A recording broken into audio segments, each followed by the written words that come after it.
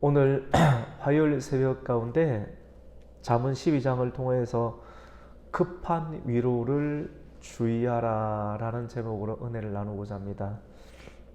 잠언 말씀을 한 절 한 절이 아주 이렇게 많은 것이 응축되어 있고 녹아 있기 때문에 일반 다른 성경처럼 전체 스토리가 있는 것이 아닙니다. 그래서 이 말씀을 우리가 12장을 읽고 또 설교를 하지만도 이게 일반 다른 내용들과 같이 이야기가 연결되는 식으로 이렇게 설교하기가 참 쉽지가 않은 것 같습니다. 그래서 참 유익이 많이 됩니다. 이 전체를 한 절 한 절을 강의하면 좀 따박따박 좀 답답한 느낌이 좀 들기도 하고, 그리고 이걸 자연스럽게 하나로 쭉 연결 지으려고 이렇게 하다 보면 묵상하는 시간을 잘 가져야지만이 그런 부분들을 설명할 수 있는 것 같습니다.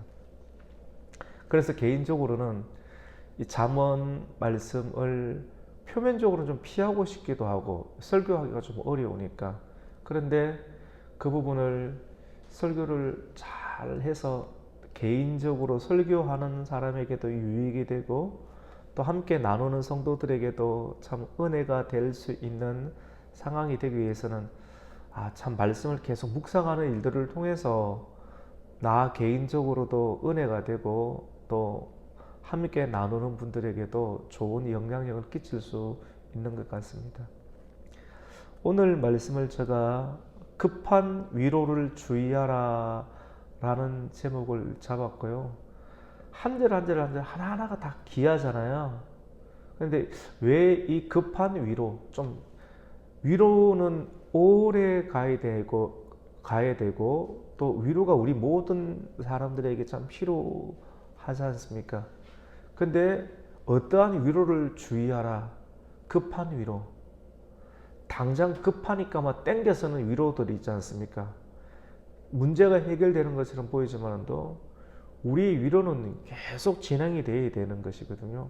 날마다 위로가 또 필요하고 매 순간마다 위로가 필요한데 점검하지 아니하고 아무 때나 또 일반 잘 모르는 사람이 주는 그런 위로를 막 받게 되면 이 큰 화를 입게 되는, 제가 이 급한 위로를 주의하라 이 제목이 어디서 나오는가 하면 말씀을 묵상하면서 오늘 13절에 보면 악인의 입술은 허물로 말미암아 그물에 걸려도 그물에 걸리면 꼼짝 못하지 않습니까? 근데 의인은 환난에서 벗어난다라고 이렇게 말씀을 합니다. 오늘날의 시대는 환난과 같은 시대입니다. 환난이 많습니다. 너무너무 어려워서 이것저것 끌어당겨서 내가 처해 있는 어떤 상황들을 극복해야 되는 위로가 너무나도 필요한 그런 시대인데, 급한 위로는 왜 주의해야 되느냐면 이 환난은 참 좁은 길이지 않습니까? 그래서 시편 기자도 이렇게 고백을 합니다. 주님, 나를 환난에서 벗어나게 해주시옵소서. 그 환난을 이렇게 히브리 원문으로 보면 내가 서 있는 자리가 매우 좁다라고 하는 겁니다.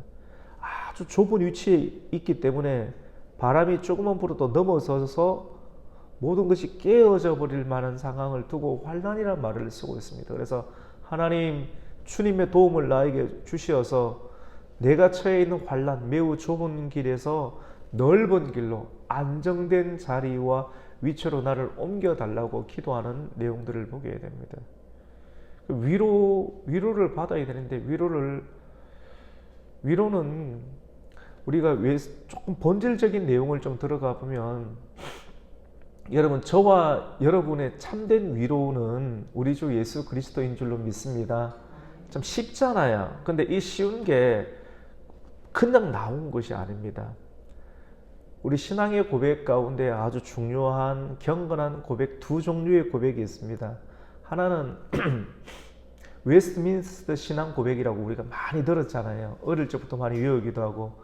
그 웨스트민스터 신앙 고백의 첫 번째가 바로 사람이 하나 사는 이유가 하나님의 영광을 위함이다라고 이렇게 나타나. 내가 앉고 일어서고 일어나고 일하는 모든 일들이 하나님의 영광을 위해서 해야 하는 줄로 믿습니다. 그렇게 하면 안정됩니다. 걸리는 일이 없습니다. 근데 요것과 똑같은 내용을 하이델베르그 고백에서는 뭐라고 하느냐면, 인간의 참된 위로는 바로 누굽니까? 예수 그리스도. 하나님께 영광을 돌리는 것이 개인적으로는 위로가 되는 것인데, 그 위로가 바로 인간의 입장에 있을 때는 위로를 받는 것이 오직 예수 그리스도를 통해서만 위로를 받을 수 있다고 합니다. 여러분, 오늘날 가끔씩 중요한 이슈가 사회적인 문제들이 터지게 되는데, 오늘 가장 큰 심각한 문제가 마약입니다, 여러분. 마약이 어떤 특별한 연예인들만 하는 것이 아니라, 연예인들에게서 마약이 문제가 대두가 되어서 나온다라고 하는 것은, 일반 시중 가운데 연예인들 한두 명이 나온다는 것은 대중들이 일파만파에 확 많이 퍼져 있다는 것입니다. 여러분, 어디서 이런 문제 마약이 퍼지겠습니까? 건전하지 못한 장소에서 권사님 마약이 퍼지지 않겠어요? 근데 왜 그쪽에 가겠어요? 마약을 교회에서 팔겠습니까? 아니면 안정된 가정에서 내 아내가 마약을 주겠습니까? 그런데 있어야 할 자리가 아닌, 있지 아니해 가서는 되지 아니하는 자리에 가면 어떻게 됩니까? 누군가가 마약이라고 해보라고 해서 마약이 들어가는 경우도 있고, 위로해 주는 거예요. 보통 술집에서, 건전하지 못한, 아주 좋지 못한 술집에서 이런 일들이 많이 일어나지 않습니까? 그래서 그거를 한번 받다 보면 계속 해야 되는 상황이 만들어집니다. 마약을 했던 사람이 이제는 그 마약을 끊고, 참 힘들게 끊고 또 고백을 하는 내용을 들었는데, 마약을 한번 하게 되면 어떤 일들이 일어나게 되느냐면, 이 뇌가 망가진다고 합니다. 뇌가 망가지고 혈관이 녹는 거예요. 그런데 이걸 알면서도 계속 할 수밖에 없다고 합니다. 이 중독에 들면 어떻게 되느냐면, 머리로는 해서는 안 되는구나 라고 알지만도, 그 중독이 독한 기운이 우리의 생각과 의지하고 상관없이 내 몸이 그걸 하고 있다고 하는 겁니다. 이것이 중독의 위험성이라고 볼 수가 있습니다. 오늘 12장 1절은 훈계를 좋아하는 자는 지식을 좋아하지만, 훈계를 사랑하는 자는 지식을 사랑하지만, 징계를 싫어하는 자는 짐승과 같다. 우리가 하나님의 훈계, 하나님의 교훈, 그 지혜가 있으면 이런 중독 가운데 빠지겠습니까? 근데 이것을 미워하고 싫어하다 보니까 결국은 짐승과 같은 인생을 살게 되는 것입니다. 짐승, 사람이 아닌 상태가 되는 거예요. 정말 짐승이 되는 것입니다. 그래서 2절은 선인은, 지혜로운 사람은 하나님께 은총을 받지만 악을 꾀하는 자, 결국 훈계를 받지 못하고 훈계에서 벗어나서 중독 가운데 빠지는 그런 사람은 정죄함을 받는다. 우리가 끝까지 하나님의 그 의를 지키면서 몸부림을 치면서 피 흘리기까지 자기 자신의 믿음과 정신을 지키고 육체를 지키는 사람은 결국은 굳게 서지만, 악인의 뿌리는 온전하지 못하다. 악한 상황 가운데 들어가게 되면 결국은 흔들리는 인생, 견고하지 못한 인생을 살게 된다라고 말을 하고 있습니다. 여러분, 마약을 하는 이유는 위로를 얻기 위해, 내 스트레스가 너무 심한 거예요. 연예인들이 주로 많이 이렇게 등장하지 않습니까? 근데 왜 연예인들이 마약을 많이 하느냐면, 이 공연이나 아니면 많은 사람들 앞에 있을 때 두근거리는 그런 마음들, 그리고 또 인기가 만약에 있을 때도 그 자리를 지키는 것, 그리고 굉장히 좋은 어떤 상승된 기운을 가지고 여러분 안녕하십니까 라고 하는데, 현재 내 마음은 그렇게 할 수가 없기 때문에 약물의 도움을 받으면 이 기분이 상승되고 이 에너지가 상승되지 않습니까? 근데 여러분, 이 이야기가 우리와 우리 자신과 우리의 자녀들이 살고 있는 상황에 지금 맞닥뜨려 있는 상황이라고 볼 수 있습니다. 교회가 위태로운 거예요, 여러분. 이 마약의 문제가 특별한 음악하는 사람, 예술하는 사람의 문제가 아니라니까요. 이런 문제가 이렇게 대두되죠. 이게 우리 성도들의 상황에 지금 들어오고 있다고 생각을 하시면 됩니다. 단순한 문제가 아니고 아주 사회적인 문제고, 이 문제를 교회가 대처해야 되고 기도해야 되고 영적인 문제라고 하는 것입니다. 교회에서 사람들이 떠나잖아요. 다 마약에 빠지는 거예요. 마약과 같은 중독에 실질적으로 빠져요. 은유가 아니고 상징이 아니고 비유가 아니고, 왜냐하면 위로를 얻고 싶어서. 남성들만 빠질 것 같습니까? 여성들도 마찬가지입니다. 너무너무 외롭고 고독하고 힘들어서 먹고 살아야 돼서 기분 좋게 얼굴이 환한 얼굴로 고객을 맞이해야 되는데, 그래야지 자녀들 키워낼 수 있는데 내 마음은 쑥쑥 내려가고 뻘밭에 내려가는 것처럼 힘든데, 이런 기운을 내 스스로 신앙의 힘으로 이겨내야 되는데, 신앙은 듣기는 싫고 신앙은 내가 못 싸웠고, 이것을 조급한 위로로 약물로서 또 약물을 전해주는 잘못된 만남, 누군가의 사기를 치는 사람과의 만남, 의인의 길에서 벗어나는 인생, 교회를 떠나는 인생, 지혜가 없는 삶을 선택하는 인생을 통하여서 결국은 조급한 위로를 받게 되는데, 이 위로를 한번 받게 되면 어떻게 되느냐면 끊지 못하고 결국은 죽게 됩니다. 마약을 한번 손대게 되면 결국은 죽는 거예요. 5년 안에 죽든지 10년 안에 죽든지, 뇌가 터져서 녹아서 죽든지. 여러분, 마약 많이 한 사람들은 눈빛과 몸 자체가 제정신이 아닙니다. 최근에도 뉴스에 많이 나오지 않습니까? 이러한 불의뿐만 아니라 뻔뻔함이 있습니다. 악한 길에 들어서게 되면 마음 자체가, 동공 자체가 흔들려버리고 거짓과 속임수와 뻔뻔한 일들이 일어나게 되는 것입니다. 4절에 보면 어진 여인은 그 지아비의 면류관이 되지만도, 결혼 생활 하면서도 마약하는 사람들은 아주 착하고 선한 곳에 가서 그 마약을 받겠습니까? 아니면 결혼 생활 하고 있으면서도 뻔뻔하게 잘하는 것처럼 보이지면서도 딴 데 가서 다른 여자 만나가지고 다른 여자가 주는 걸 받겠습니까? 어진 여인은 지아비의 면류관이 되지만도 욕을 끼치는 여인, 음녀죠, 맞죠? 욕을 끼치는 여인은 남성의 뼈를 썩음 같게 하는 것과 같다 라고 말씀을 하고 있습니다. 이 약을 파는 사람들 있잖아요. 약을 파는 사람들, 마약을 파는 사람들, 또 말씀을 가지고 장난치는 사입이나 잘못된 그런 사람들, 약 파는 사람들 아닙니까? 이 약을 파는 사람들은 악인이라고 합니다. 이 악인은 약을 파는 돈 맛을 한번 본 사람들은 내가 이 약을 저 사람에게 거짓말로 투여를 하게 하고 또 믿게 하고 사기를 치는 것이지 않습니까? 저 사람 죽습니다. 죽는 걸 알지만도 약을 팔게 되고 피를 흘리는 일들이 일어나게 되는 것입니다. 그래서 악인의 말은 사람을 엿보아 피를 흘리자 하는 것이거니와 정직한 자의 입은 사람을 구원하느니라.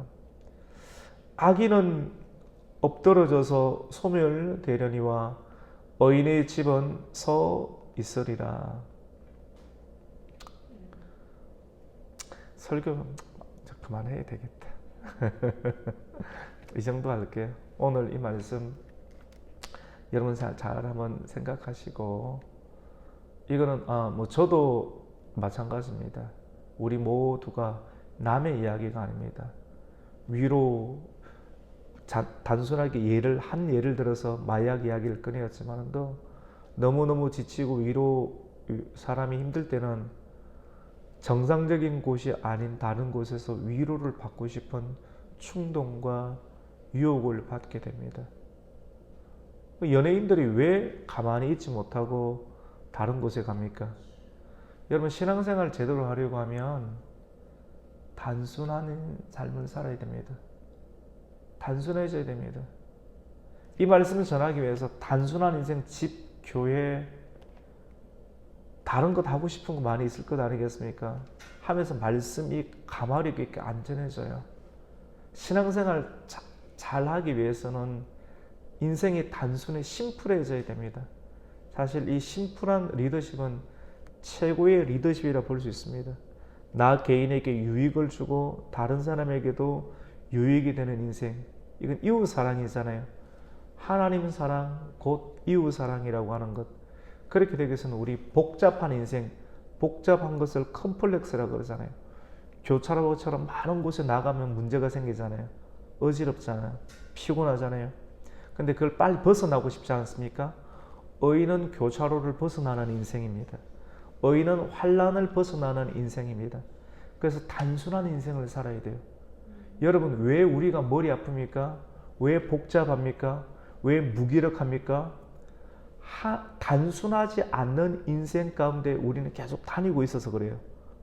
가만히 자기 자신을 한번 살펴봐야 됩니다. 내가 하나님과의 관계가 좋다라고 하는 것은 단순합니다. 그런데 조금 건강이 좋아지고 마음이 좋아지고 물질이 있으면 단순한 하나님과의 관계가 아닌 더 복잡한 관계 가운데 내가 욕심이 손을 뻗치게 됩니다.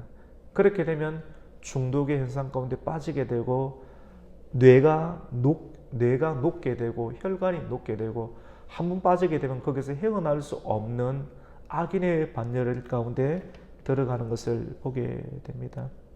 여러분, 오늘 이 말씀을 통하여서 우리는 잠언이 주는 오늘 12장 말씀이 주는 그런 경계를 기억하십시다. 훈계를 좋아하는 자는 지식을 좋아하거니와 징계를 싫어하는 자는 짐승과 같다.